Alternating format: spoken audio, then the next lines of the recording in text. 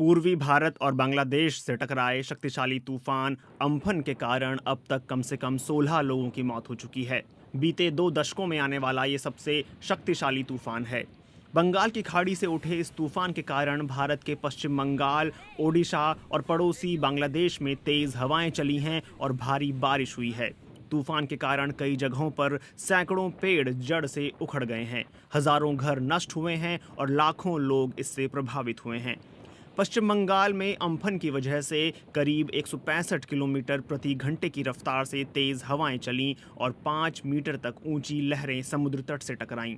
जो बंगाल की खाड़ी जनवरी के सर्द मौसम में शांत लहरों से भरी होती है, वही बंगाल की खाड़ी मई जून के गर्म मौसम में उफान पर उठ जाती है।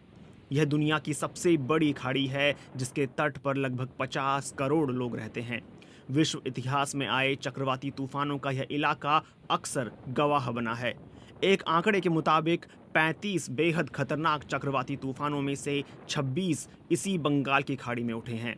इन्हीं तूफानों में अब शामिल हो गया है अम्फन तूफान, जिसे सुपर साइक्लोन भी कहा जा रहा है। इस तूफान के चलते भारत के पश्चिम बंगाल और ओडिशा में भारी तबाही देखने को मिली है।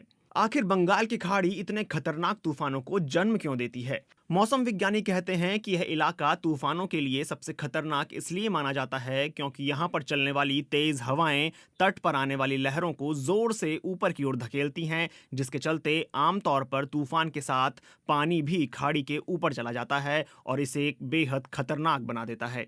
इसके साथ ही इस इलाके में समुद्र तल का तापमान भी ज्यादा होता है, जो हालात को और ज्यादा बुरा बना देता है।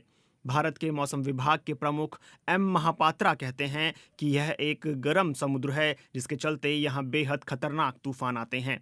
बंगाल की खाड़ी के अलावा दुनिया के कुछ और इलाके भी हैं जहाँ खतरनाक तूफान पैदा होते हैं, जिसमें लुसियाना का गल्फ कोस्ट शामिल है।